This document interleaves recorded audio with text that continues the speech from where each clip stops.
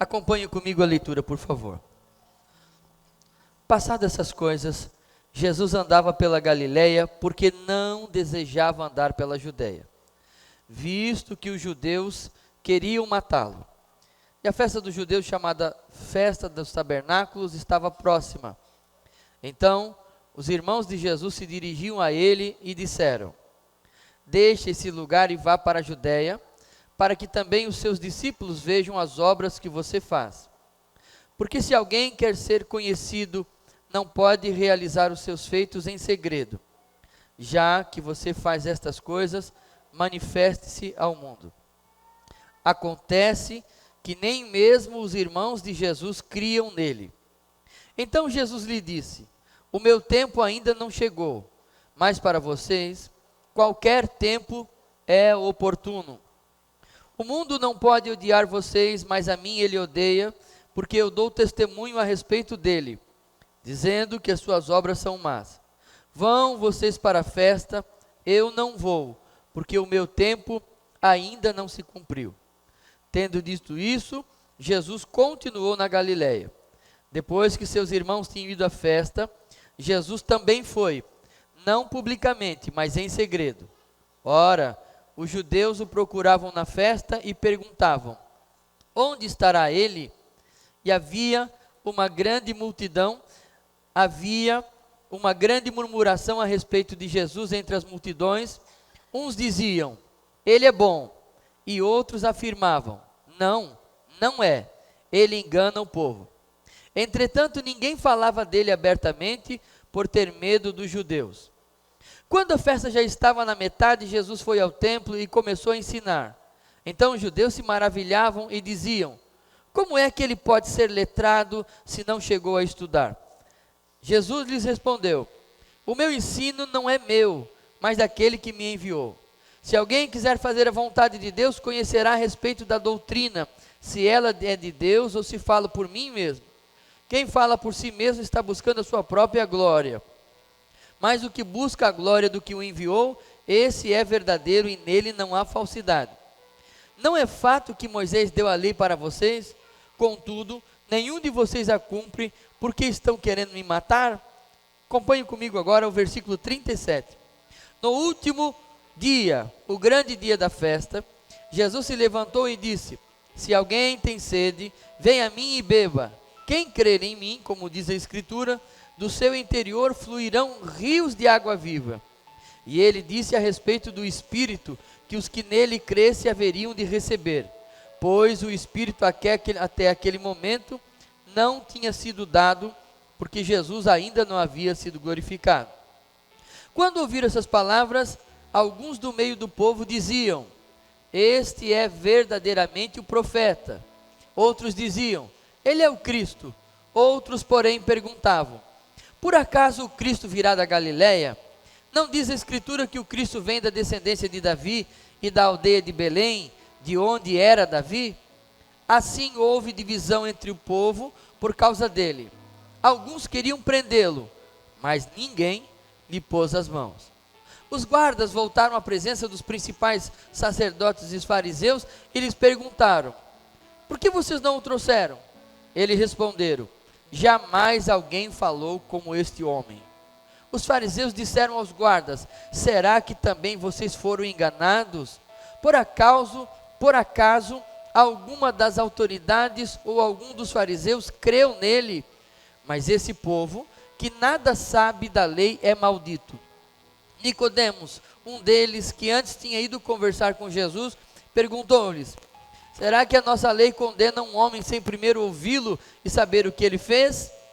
Eles responderam: por acaso também você é da Galileia? Examine e verá que da Galileia não se levanta. Podemos assentar, irmãos, em nome de Jesus.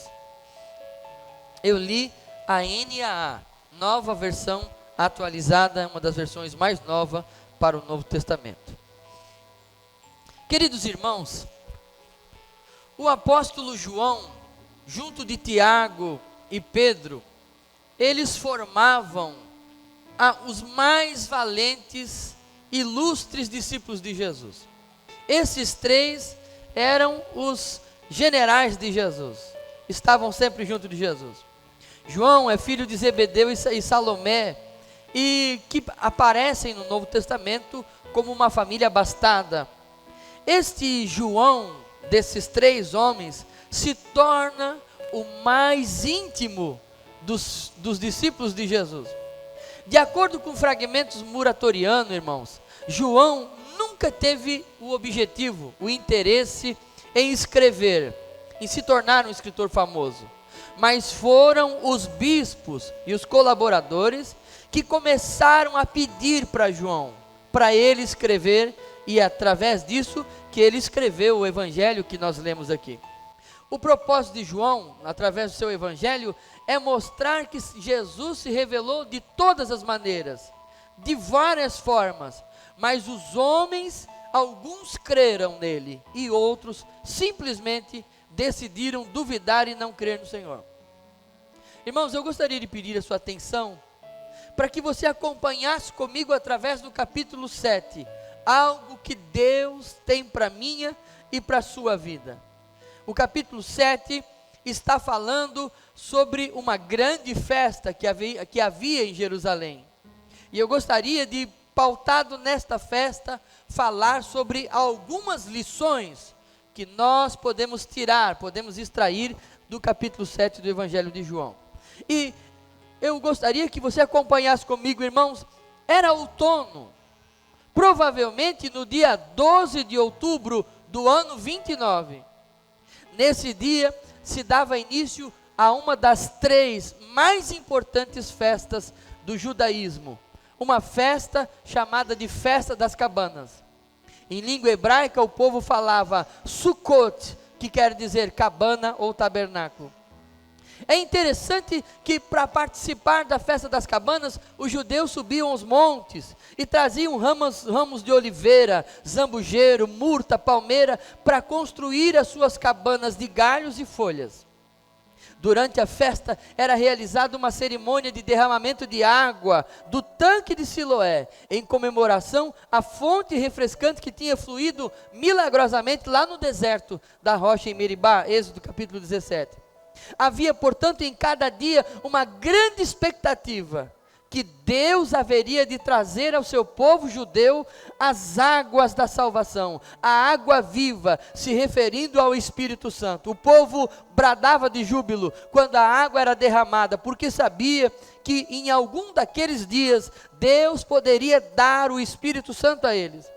No pátio interior havia uma outra celebração, havia um grande candelabro, e ele lembrava a coluna de fogo que durante as noites tinha servido para guiar o povo de Israel no deserto. E quando as águas eram derramadas à noite, aquela luz do candelabro fazia com que parecesse uma cascata de fogo descendo do altar. Foi nesse cenário que João descreve o capítulo 7, nesse cenário de festa, nesse cenário de expectativa, nesse cenário de euforia. E é interessante, irmãos, que João escreve com o objetivo de mostrar que Jesus era o tabernáculo de Deus no meio dos homens. Que Jesus era aquele que haveria de viver, de habitar no meio dos homens. É interessante lembrar que a festa das cabanas ou dos tabernáculos também era uma referência ao próprio Israel, que havia vivido no deserto, sem nenhuma segurança, sem ter nenhum respaldo, mas o Senhor tinha sido a proteção de Israel, o Senhor tinha sido a cobertura de Israel. Este texto, esta festa dos tabernáculos, ela também se aplica à minha e à sua vida, porque nós também somos peregrinos. A nossa cabaninha também vai se desfazendo. Assim como os israelitas ficavam 7 dias morando em cabanas, e ao longo dos dias a cabana ia se desfazendo, Deus estava dizendo para os israelitas o seguinte: assim também a vida de vocês é. No começo os ramos são verdes, as folhinhas são verdes, mas com o passar do tempo a folhinha vai secando e o sol vai castigando, e a noite vai castigando. Assim também é a vida do homem. Esta festa nos ensina muitas coisas, mas eu gostaria de tirar algumas lições com você desse capítulo 7. E a primeira lição que nós vamos aprender debaixo dessa cabana, que nós chamamos de vida, que nas escrituras há uma referência a 70 anos, e talvez os 7 dias de festa estejam se referindo aos 70 anos da nossa vida. A primeira lição que eu tenho para tirar com você deste capítulo já está no primeiro versículo. E que lição é esta? A lição é a seguinte: Jesus nos ensina: não espere ser recompensado. Enquanto você estiver nessa cabaninha, não espere ser recompensado. Enquanto você estiver vestindo essa roupa, não espere ser recompensado. Enquanto você estiver aqui nesta cabaninha de folhagem que vai se secando ao longo dos anos, não espere ser recompensado. Deixa eu dizer uma coisa para você. O evangelista João abre o capítulo 7 falando da crise na popularidade de Jesus. O fato de Jesus ter curado um homem no sábado e ter se declarado filho de Deus gerou uma fúria no povo. Gerou fúria na liderança. É importante lembrar, irmão, que Jesus passou a ser perseguido como se fosse um malfeitor, como se fosse um ladrão, como se fosse um bandido. Jesus passa a ser perseguido por ter feito milagres. E eu gostaria que você dizer para você, irmãos, que Jesus, ele foi aquele que transformou a água em vinho. Jesus foi aquele que curou o cego de nascença. Eu preciso de um pouquinho mais de retorno aqui, irmãos, por favor. Curou o cego de nascença. Jesus alimentou entre 5.000 e alguns estudiosos dizem 20.000 pessoas. Jesus ressuscitou a Lázaro. Jesus curou a sogra de Pedro. Jesus curou o paralítico descido pelo telhado. Jesus curou o homem de mão aleijada. Jesus curou de uma só vez 10 leprosos. Existem 37 milagres registrados no Novo Testamento, mas o evangelista João diz que não tem como colocar todos os milagres. Foram muitos. E agora era para Jesus estar sendo agradecido pelo que ele fez. Contudo, o evangelista João retrata a dura realidade. Jesus andava pela Galileia e já não queria andar pela Judéia, pois os judeus procuravam matá-lo. É bem assim, irmão. É bem assim mesmo. O que o evangelista está ensinando para mim e para você? A Bíblia está nos ensinando que enquanto nós estivermos debaixo dessa cabaninha, nesse tempo chamado vida, nós vamos orar por pessoas, vamos ajudar, vamos estender as mãos, vamos levantar o caído, vamos dividir o nosso pão, vamos chorar amargamente pelos necessitados, vamos sofrer, vamos tirar do nosso bolso, vamos ajudar, vamos colocar o ombro debaixo, vamos estar junto com as pessoas. Mas na hora que nós mais precisarmos, é possível que não vai ter ninguém para nos ajudar. O capítulo 7 nos ensina: não espere ser recompensado. A regra geral é a seguinte: as pessoas que mais ajudamos são as que menos nos consideram. A regra geral é exatamente o que fizeram com Jesus. Na maioria das vezes você estende a mão e faz as coisas para as pessoas, você ajuda as pessoas, e elas olham para você como alguém que não está fazendo mais que obrigação. Por isso, não espere ser recompensado. Faça a obra de Deus, sabendo que a sua recompensa virá não do homem, mas virá do Deus da obra. Entenda que você está trabalhando não para receber a sua coroa, para receber a sua recompensa enquanto estiver aí, debaixo dessa cabaninha, mas você vai receber a recompensa quando chegar lá nas mansões eternas. Faça a obra de Deus, não esperando ser recompensado aqui. Saiba que Deus tem a recompensa para mim e para você. Lembre-se do que a Bíblia diz: portanto, meus amados irmãos, sede firmes e constantes, sempre abundantes na obra do Senhor, sabendo que o vosso trabalho não é vão o vosso trabalho não é vão no Senhor. Não espere ser recompensado aqui. É a primeira lição que nós aprendemos no capítulo 7. Mas eu gostaria de comentar com você a segunda lição. Gostaria de falar com você sobre a segunda lição. Não espere ser apoiado. Não espere ser apoiado, irmão. Se você está esperando ser apoiado por alguém para fazer a obra de Deus, ser apoiado por alguém para seguir o caminho do Senhor, eu quero dizer para você que você está com um problema sério. Acompanhe comigo o versículo 5. Diz assim, ó: acontece que nem mesmo os irmãos de Jesus criam, nem mesmo os irmãos de Jesus criam, não criam nele. Irmãos, nós sabemos que por natureza, toda criança, todo ser humano é pecador. E a criança vai desenvolvendo, e à medida que ela vai desenvolvendo, ela começa a cometer pecados também. Ela passa a fase da inocência e ela começa, sabendo que está errado, fazer aquilo que está errado. Toda criança, por natureza, tem um monte de problemas. As crianças são egoístas por natureza. Toda criança não sabe nem dizer papai e mamãe direito, mas sabe pegar as coisas na mão e não largar mais. A Bíblia diz que o pecado está grudado no coração da criança, mas a vara da correção afugentará. No entanto, o menino chamado Jesus, ele nunca pecou, irmão. Esse menino nasceu e cresceu e ninguém nunca viu ele cometer um pecado. Esse menino, ninguém nunca viu ele mentir, roubar. Ele nunca respondeu à mãe. Ele nunca bateu nos irmãos mais novos e ele era o mais velho. Esse menino chamado Jesus,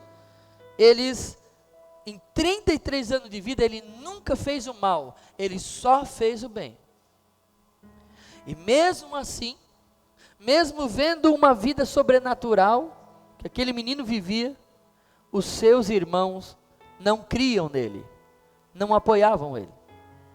Você já pensou se seu irmão mais velho nunca levantou a mão para você? Seu irmão mais velho, você nunca viu ele responder à mãe. Você nunca viu seu irmão mais velho mentir? Você nunca viu ele desobedecer o pai e a mãe? Nunca, absolutamente nunca. Você nunca viu uma única coisa errada, mas ainda assim os irmãos zombavam dele dizendo: por que você está aí escondido? Vá para Jerusalém mostrar-se ao povo. Os irmãos não acreditavam em Jesus.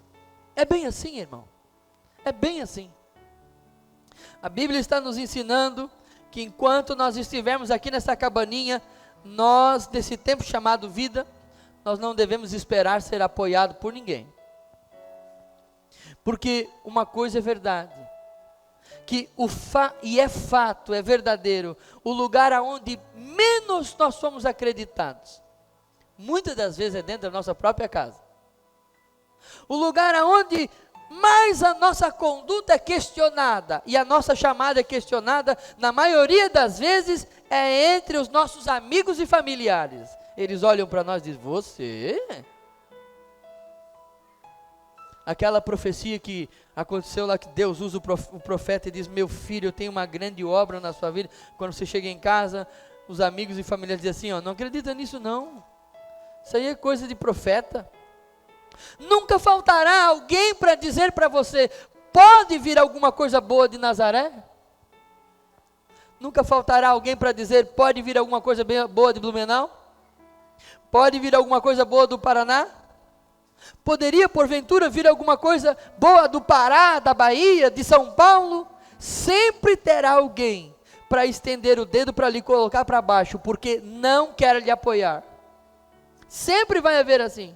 Mas eu tenho algo para dizer para você com base nesse capítulo: faça a obra de Deus e não desista. Confie única e exclusivamente em Deus, porque Ele te chamou e Ele também te sustentará. Ele diz lá em Isaías: não temas, porque eu sou contigo. Não te assombres, porque eu sou o teu Deus. Eu te fortaleço, eu te ajudo, eu te sustento com a destra da minha justiça. Creia inteiramente no Senhor. Esse texto nos ensina: não espere ser apoiado para fazer alguma coisa para o Senhor. Faça sabendo que Deus está no seu lado, Deus está no seu comando, Deus ordenou e Ele vai fazer aquilo que é necessário. A terceira lição, irmãos, que nós aprendemos no capítulo 7, está no versículo 12, acompanhem comigo por favor.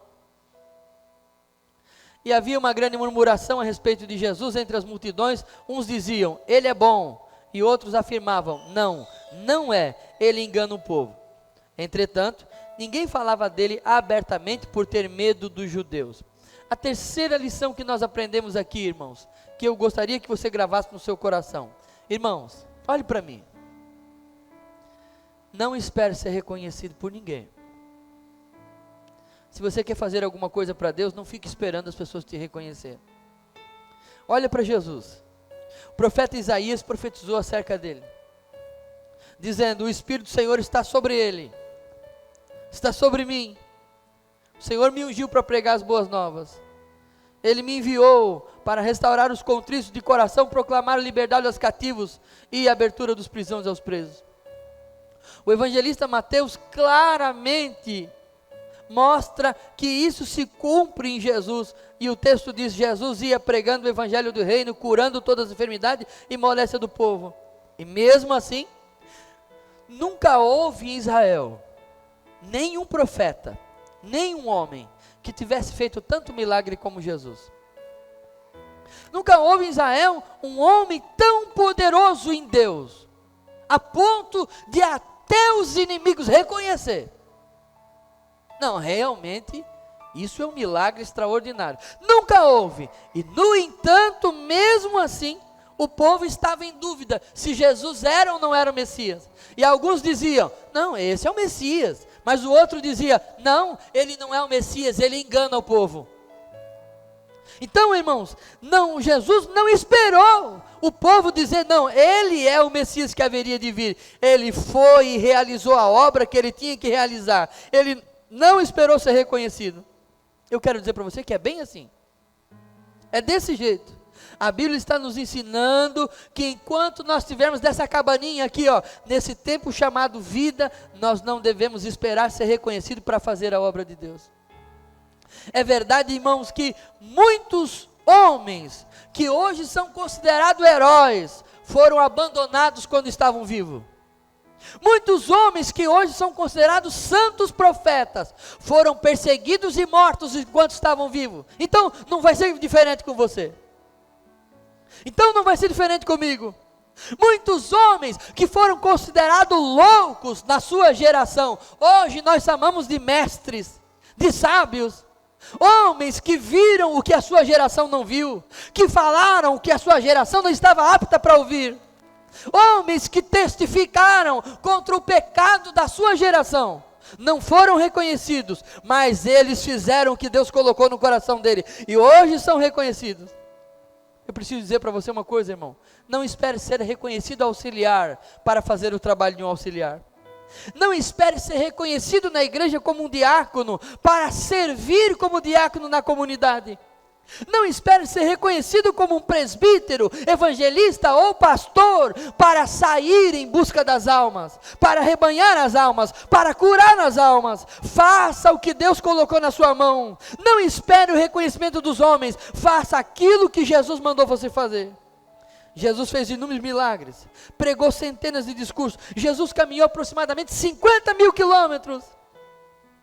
50 mil quilômetros a pé, no lombo de animais. Ele trabalhou, ele pregou, ele curou, ele não esperou o reconhecimento, e ele fez isso para nos ensinar uma coisa: não espere ser reconhecido, faça o que Deus colocou na sua mão. A quarta lição, eu gostaria que você acompanhasse comigo, o versículo 6, por favor. Versículo 6 diz o seguinte: o meu tempo, então Jesus disse, o meu tempo ainda não chegou, mas para você qualquer tempo é oportuno. O meu tempo ainda não chegou, mas para vocês qualquer tempo é? Mas para vocês qualquer tempo é oportuno. Irmãos, deixa eu dizer uma coisa para você. Jesus poderia, quando os irmãos de Jesus convidam Jesus para ir para Jerusalém, por que os irmãos de Jesus convidaram ele para ir para Jerusalém junto? Porque antes de começar a festa das cabanas, os judeus do mundo inteiro se reuniam, eles se reuniam em caravanas e iam juntos para Jerusalém. Havia um aglomero muito grande de pessoas, e os irmãos disseram assim: olha, não sabemos se ele é o Messias ou não é, mas vamos fazer o seguinte, vamos levar ele para Jerusalém, porque se ele é o Messias, lá a gente vai saber. E aí ele vai no meio da multidão, quem sabe ele se anima. Quem sabe ele se anima e chega lá e ele bota para fora quem ele é mesmo. Por isso que eles convidaram Jesus. Só que quando eles convidam Jesus, Jesus falou assim: não, vocês podem ir. Vocês podem ir. Porque para você, se você for antes ou depois, não tem problema nenhum. Para vocês qualquer tempo serve. Vocês não vão pregar contra o pecado mesmo? Vocês não vão falar nada que vai ofender ninguém? Vocês podem ir, porque o tempo de vocês é qualquer tempo, mas o meu ainda não chegou. Quando os irmãos saem e vão embora, 3 dias depois, Jesus vai. E ao terceiro dia da festa, Jesus chega na festa. Jesus poderia ter usado a popularidade para tomar conta da situação, o povo estava aguardando ele. No entanto, Jesus esperou os seus irmãos irem, o povo ir sozinho, para depois Jesus ir no anonimato. Jesus ir sozinho. Por que Jesus não foi atrás dos irmãos? O capítulo 7 nos mostra 3 coisas fundamentais acerca da vida de Jesus. Primeiro, a agenda de Jesus não era feita pelo diabo. A agenda de Jesus não era feita pela própria vontade. No versículo 6 e 8, ele mostra que a agenda de Jesus era determinada pelo Pai. Era o Pai que dizia quando e onde e para onde Jesus deveria ir. A segunda característica, a vida de Jesus, o conhecimento de Jesus, ele não aprendeu nas escolas filosóficas da época, nas escolas teológicas da época. No versículo 15, o evangelista mostra que o conhecimento que Jesus tinha vinha do próprio Pai. A morada de Jesus, irmão, ele não estava buscando uma morada terrena. Ele não estava buscando uma morada passageira, mas no versículo 27 ele diz, a minha morada não é aqui, eu não estou trabalhando para conseguir um império aqui. A morada de Jesus era com o próprio Pai, ou seja, Jesus tinha agenda determinada pelo Pai, o seu conhecimento vinha do Pai, e a sua morada, a sua natureza, era com o próprio Pai. Jesus não fazia as coisas, irmão, pela cabeça dos outros, pelo tempo dos outros, mas ele esperava em Deus. E esse capítulo nos ensina algo muito importante. É bem assim mesmo, irmão. Enquanto nós estivermos debaixo dessa cabaninha aqui chamada vida, nós devemos esperar o tempo de Deus para a nossa vida. Muito obrigado, meu irmão. Nós devemos esperar o tempo de Deus para a nossa vida. É verdade, irmãos, que na questão do mundo existem tantas coisas iguais, mas você não é igual a ninguém. O seu DNA é diferente, as suas digitais são diferentes, o seu cabelo é diferente, a sua cor é diferente, tudo em você é diferente. Então, não espere copiar aquilo que os outros fazem, não espere que o seu tempo seja igual ao dos outros. O que Deus tem para você é exclusivo para você. Seja autêntico, seja original, vivendo a agenda de Deus na sua vida. Você não pode querer copiar, porque o outro conseguiu isso em 5 anos, eu também vou conseguir. Quem sabe para você em 20 anos? Eu levei 16 anos para ser reconhecido como presbítero, e alguém dizia para mim, isso é uma vergonha, isso é uma vergonha. Teu ministério foi atrasado por causa do homem. Eu dizia, não, Deus continua no controle da agenda da minha vida. Deus continua no controle da agenda dos meus passos, e eu não me arrependo nem um segundo. Por quê? Porque Deus conhecia a minha estrutura, sabia a hora que eu estaria pronto para o presbitério. Então, algumas pessoas não têm êxito na vida, irmão, não é porque fazem a coisa errada, mas é porque fazem na hora errada. Nem todo mundo que não prospera faz a coisa errada, mas uma grande parte faz a coisa certa na hora errada. Faz o certo, mas faz na hora errada. Algumas pessoas, você observa, era para evangelizar na hora certa, evangeliza na hora errada. Era para cantar na hora certa, canta na hora errada. Era para pregar na hora certa, prega na hora errada. Era para trabalhar na hora certa, trabalha na hora errada. Não é só fazer o que é certo, é fazer no tempo certo. E para isso é necessário entender o tempo de Deus. Como é que eu posso explicar, irmão, que o anjo aparece a João Batista e diz que uma senhora de idade vai ter filho? Já tinha passado a hora. A mulher já era uma idosa, irmão. E o mesmo anjo vai para uma donzela que não é casada e diz que ela também vai ter um filho. Se eu olho para a agenda de Deus, eu digo, Deus está perdido. Deus não sabe que aquela mulher é idosa demais? Será que Deus não sabe que aquela moça é nova demais? Olha o problemão que vai dar. Mas era o tempo de Deus, a agenda de Deus, era Deus que estava determinando. Nós precisamos aprender com o salmista, no Salmo 40, ele diz: esperei com paciência no Senhor, Ele se inclinou para mim e ouviu o meu clamor. Irmão, espere o tempo de Deus, espere quanto tempo for necessário. Em quinto lugar, o versículo 30, eu gostaria que você acompanhasse comigo, o versículo 30, ele diz o seguinte: então, quiseram prendê-lo, mas ninguém lhe pôs a mão, porque a sua hora ainda não havia chegado. Deixa eu dizer uma coisa para você, a quinta lição para nós aprendermos aqui no capítulo 7, irmão, não tenha medo de perseguição. Não tenha medo de perseguição. Olha só, irmão, só o fato de Jesus ser popular, já fazia dele o inimigo de muita gente em Israel. No versículo 31, algumas pessoas querem servir a Jesus. No versículo 32, algumas pessoas querem prender a Jesus. Mas no versículo 25, uma grande maioria queria matar Jesus. Então havia uma divisão entre o povo. Alguns queriam servir, alguns queriam adorar, alguns queriam orar, alguns queriam seguir, mas existia muita gente que queria matar Jesus. E Jesus estava preocupado demais, irmão. Não dormia de noite, tinha que tomar calmante, e Jesus não estava nem aí. A Bíblia diz que Jesus não ia para a Judeia porque ele não queria acelerar o processo. Jesus estava tranquilo, porque ele sabia que enquanto não chegasse a hora, ninguém colocaria a mão nele. E eu quero dizer para você que é bem assim, irmão. Não tenha medo não. Se Deus não quiser, ninguém põe a mão em você. Se não chegar a sua hora, você não morre. E se chegar a sua hora, você pode estar onde for, você vai morrer igual, não importa se você tem seguro, não tem, se o seu carro tem seguro, tem airbag, tem 200 airbags, chegar a sua hora, você tá em pé, você tropeça, cai, bate com a cabeça num ovo e morre. Não, enquanto não for o tempo de Deus, você não vai morrer, ninguém vai botar a mão em você. Jesus estava tranquilo, porque ele sabia que não era naquela festa que ele ia morrer. Aquela festa é a festa das cabanas. Ele haveria de morrer 6 meses depois, na festa da Páscoa. Ele sabia que Deus estava no controle, é por isso que ele não tinha medo de perseguição. Enquanto não chegar a sua hora, você não vai parar, irmão. Não se preocupe, o Deus que guardou Jesus vai guardar você também. Que alegria nós temos de saber que o nosso Deus está guardando a nossa vida enquanto estamos fazendo a obra dele. A Bíblia nos diz que Deus dará ordem aos seus anjos para nos guardar. Não temas, não tenha medo de perseguição. As pessoas podem perseguir, mas não pode botar a mão em você, porque Deus guarda. Eu acho interessante quando o apóstolo Paulo estava preocupado, lá em Atos capítulo 18, o Senhor aparece para ele e diz: Paulo, não fica preocupado não, Paulo. Não temas, Paulo, mas prega, não te cales, porque eu sou contigo, e ninguém vai colocar a mão em ti para te fazer mal, porque eu tenho muito povo nessa cidade.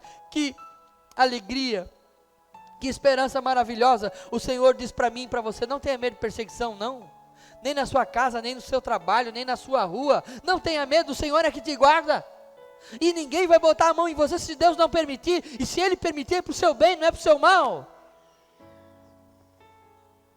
E finalmente eu gostaria de terminar a sexta lição no capítulo 7, está no versículo 37, quando Jesus diz: no último dia, o grande dia da festa, Jesus se levantou e disse em voz alta: se alguém tem sede, venha a mim e beba. Quem crer em mim, como diz a Escritura, do seu interior fluirão rios de água viva. O capítulo, irmãos, eu gostaria que você prestasse atenção comigo. Qual é o capítulo que nós estamos estudando? Qual é o capítulo? Então olha só, o capítulo 7, ele fala da 7ª e última festa de Israel. E esta festa acontecia no 7º mês. E ela durava quantos? 7 dias, 7 dias. Capítulo 7, descreve a 7ª festa, que acontecia no 7º mês do calendário judaico, e durava 7 dias. Você não acha que é muita coincidência? A 7ª festa, no 7º mês, com 7 dias. Você não acha que é muito coincidência? E o capítulo 7, sabe por quê, irmão? Porque sempre que o número 7 aparece na Bíblia, na maioria das vezes, ele faz alusão à perfeição, faz alusão à plenitude. Ou seja, Deus está falando agora de uma plenitude, de estar cheio, de não ter espaço para crescer. E por que Deus está falando através? Por quê, irmãos? Porque Jesus iria falar agora sobre o Espírito Santo. Olha só, é interessante notar no texto que no último grande dia da festa, Jesus oferece água para os sedentos. Jesus se levanta no último dia e dá um brado, irmão. Olha só, o povo tinha passado a semana inteira, pegava água no tanque de Siloé, derramava água lá nas escadarias, fazia uma festa, 7 dias aquele povo estava lá pulando, saltando, e no 7º dia Jesus se levanta e dá um brado, dizendo: quem tem sede, venha a mim e beba. Quem crer em mim, como diz a Escritura, do seu interior fluirão rios de água viva. O que Jesus estava dizendo? Jesus estava dizendo para mim e para você, irmão, e para aquele povo, que nem mesmo 7 dias de festa era capaz de saciar a sede de salvação que havia naqueles corações. Jesus estava dizendo para mim e para você, que nem todas as águas da fonte de Siloé, nem todas as águas da religiosidade pode suprir a sede que existe dentro de mim e de você. É uma sede que a água do mar não pode saciar. Hoje nós vemos que as pessoas estão buscando em todos os lados preencher esta sede que tem, esta sede de Deus. É por isso que Jesus se levanta, irmão. Era 7 dias de festa e eles ainda estavam vazios. Jesus olhava para aquela multidão e via aquela multidão sedenta, via aquela multidão sequiosa, via os corações como se fosse um deserto árido, via os corações como se não tivesse uma gota de água. E antes que o povo fosse embora no 8º dia, Jesus levanta e dá um brado dizendo assim: vocês não tomaram água, né? Vocês vieram para cá e vieram para a religião, e vocês participaram, cantaram, adoraram, louvaram, vocês ouviram, vocês pregaram, e ainda assim estão vazios? Pois eu tenho água para dar para vocês. Como é que eu posso beber dessa água, Jesus? Se vocês crerem em mim, esta água vai brotar de dentro de vocês. E o texto nos diz que ele estava se referindo à água do Espírito Santo. Irmão, é bem desse jeito. Jesus está nos ensinando através desse capítulo que nós precisamos ser cheios de Deus, que nós precisamos ser completados por Deus, que a nossa vida só vai ter sentido se o Espírito Santo encher a nossa alma. Irmão, não existe o que se faça. As multidões estão lá fora clamando desesperadamente. O homem não encontra Deus, está vazio de Deus. O homem está indo para o pecado, tomar as águas da prostituição, tomar as águas das cisternas contaminadas do pecado, droga, prostituição, vício. Os homens estão tentando saciar a sua alma, e o pecado é como uma água salgada. Quanto mais você toma, mais sede você tem.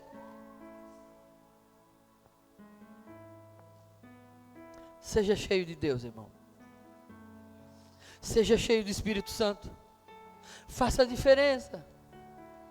Dê às pessoas esta água.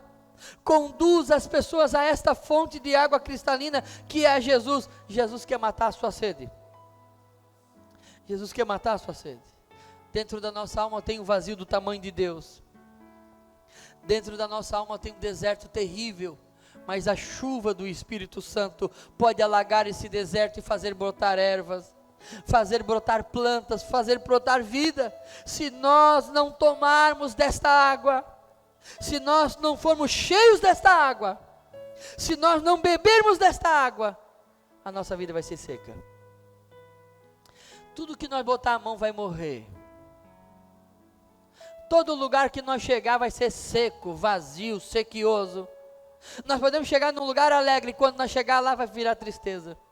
Você já viu aquela pessoa que quando ela sai perto de você, você dá graça a Deus? Você está ficando depressivo? Já viu?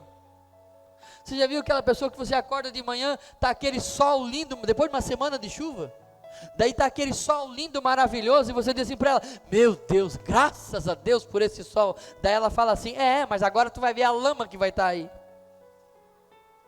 Encontrei alguém essa semana e a pessoa falou assim para ele: ui, tá doido, né? Tá abafado esse sol, mas é ruim, mas não é tão ruim como a chuva, porque a chuva também é terrível. Eu falei: bom, se a chuva é terrível e o sol é terrível, não sobra mais nada.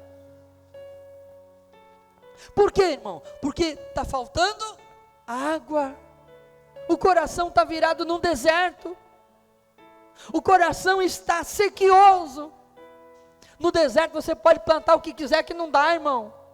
Você bota qualquer coisa na mão dele e não funciona. A família dele, a casa dele não presta. Não, o dia que eu tiver uma casa maior e mais bonita, daí o marido vai lá, trabalha, a mulher vai lá, trabalha, se juntam, quase se matam, faz a casa. 3 meses depois é o mesmo deserto. Porque não é a casa, é o coração. Mas há um convite de Jesus nesta noite. Se você tem sede, venha a Jesus beber. Porque se você beber da água que Jesus dá, ela vai brotar de dentro de você rios de água viva. O Espírito de Deus virá sobre você e você será cheio do Espírito Santo. Fique de pé, por favor, irmão. Jesus é o tabernáculo de Deus que veio habitar entre nós. Ele tomou carne e veio viver entre nós. Haviam 3 grandes festas em Israel. A festa da Páscoa, em língua hebraica, Pessah, aonde mostrava Jesus como cordeiro, substituto, que nos garante a salvação. A festa de Pentecoste, em língua hebraica, Shavuot, que mostra Jesus como a primícia, o primeiro de Deus a ressuscitar dos mortos, e depois nos mandar o Espírito Santo, nos enchendo da sua graça. E a festa das cabanas, Sukkot, que mostra Deus habitando entre nós. Jesus veio nos ensinar que a nossa vida aqui é passageira, irmão, a cabaninha acaba logo. E é interessante que os israelitas armavam as cabaninhas nas ruas, de frente para o templo, nas calçadas, nas praças. E quando eles estavam naquela cabana, Deus estava dizendo para eles: está vendo? Diante da minha presença todos vocês são iguais. Ali não havia rico, ali não havia milionário, ali não havia intelectual, todo mundo morava na cabana igual. E a cabana em 7 dias estaria só os galinhos. Deus estava dizendo: não importa se você é rico, se você é intelectual, se você é pobre, se você é analfabeto, todos vocês com 70 anos vão estar com as folhinhas tudo rasa, contando os gravetinhos, se preparando para entrar no templo, seja para receber a sentença de salvação ou a sentença de perdição. Jesus estava nos dizendo, irmãos, que enquanto nós estivermos nessa cabaninha, a nossa vida vai ser um misto de tribulação e tristeza, mas de alegria no meio do sofrimento. Jesus estava dizendo para nós que enquanto nós estivermos aqui, a nossa cabaninha vai perecendo cada vez mais, mas a desconstrução da cabana não é para nos gerar apenas dor, para nos fazer desanimar, mas é para nós começarmos a nos desapegar dela, para encontrar uma vida melhor.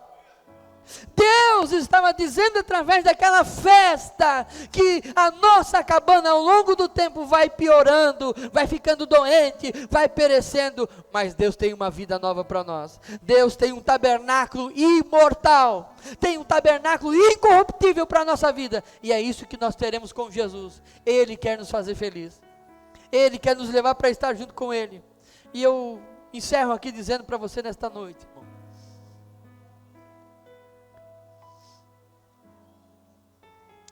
não espere ser recompensado aqui. Não espere ser reconhecido aqui. Não espere que a sua vida vai ser um mar de rosa, porque não vai. Não espere que as pessoas que você ajudou vão chegar perto de você e vão dizer assim: eu vou te ajudar agora, porque na maioria das vezes vai ser o outro que vai ajudar. Não tenha medo das perseguições. Não viva pensando o que vai acontecer amanhã. O mais importante de tudo, seja cheio de Deus. Seja cheio de Deus. Se você não tem, peça, porque Ele tem para dar. Se você não sente, não vai embora assim não. Hoje é o momento para você se prostrar diante dele e sentir a graça que ele tem para a sua vida. Feche os seus olhos, eu quero orar com você. Eu quero orar com você. Eu quero orar com você. Jesus está nesse lugar, dizendo para nós nesta noite, através do capítulo 7, que Deus tem coisas maravilhosas para a nossa vida. Que Deus tem bênçãos para a nossa vida, irmãos. Que Deus tem algo maravilhoso para nós. Ele está dizendo para nós, eu estou com você. Senhor, a minha cabaninha, a minha vida é essa cabaninha aí, de gravetos e folhas. E Ele diz, eu sei, mas eu enviei o meu filho para morar com você dentro dela. Senhor, a minha casinha é uma casinha pobre, alugada lá no morro da favela. Senhor, a minha casa não tem nem número, não tem nem relógio contador de eletricidade lá, eu pego do vizinho. E ele diz para você, eu sei o que é isso, eu já morei em cabana também. Eu já morei em cabana. Não importa onde você mora, se você convidar, ele vai morar com você lá dentro da sua casa. Senhor, eu sou um miserável, eu sou pobre, sou miserável, minha vida é uma desgraça. Deus, desde pequeno, os meus familiares diziam que eu nunca ia ser nada e eles acertaram em cheio. E Jesus diz para você, mas deixa eu entrar na tua cabana. Deixa eu entrar na tua cabana, eu posso transformar a tua vida. E você diz, Jesus, mas o Senhor não sabe, Senhor, nunca ninguém acreditou em mim. E Ele diz, eu sei, porque eles também não acreditaram em mim. Você deve dizer, Jesus, as pessoas nunca me reconheceram, olha que eu me esforcei, eu cresci, eu trabalhei, eu estudei, ainda assim eles dizem que eu não sou ninguém. Jesus diz, eu sei o que é isso, porque eu também não fui reconhecido. Jesus, eu ajudei tanta gente, quando eu tinha condições financeiras, eu ajudava, eu levava, eu levantava, quando eu estava bem crente, eu orava, eu jejuava, e agora eu estou caído, e não tem ninguém para me ajudar, ninguém nunca me recompensou pelo aquilo que eu fiz. E Jesus diz, eu sei o que é isso, porque eu também fui assim. Eu curei centenas de pessoas, eu libertei gente do pecado, eu restaurei vidas que estavam destruídas, famílias destruídas, pessoas que estavam na beira da sarjeta pedindo esmola, eu levantei, eu fui lá, eu curei, e mesmo assim, eles me crucificaram, nunca me recompensaram. Então não há o que você fale para Jesus nessa noite que Ele não tenha passado. Jesus, o Senhor não sabe o que é viver nessa vida que eu vivo, o Senhor não sabe o sofrimento que eu passo, o meu maior inimigo sou eu mesmo. Jesus diz, eu sei, eu também já vivi em cabana, eu vivi numa cabaninha igual à sua, a minha cabaninha era tão pobre, a minha cabaninha era tão desprezada, que ninguém nem sabia que eu era o Messias. Quando o meu traidor foi me trair, eu era tão igual a todo mundo, que ele teve que ir lá e me dar um beijo, para que ele soubesse que eu era o mestre, porque ninguém olhava para mim e dizia que eu era. Eu quero dizer que não é diferente com você. Quero dizer que Ele passou tudo isso para que você entenda que Ele realmente te ama como você está. Não que Ele queira que você continue assim, mas Ele te ama sim, e por isso Ele passou por tudo isso. Feche os seus olhos.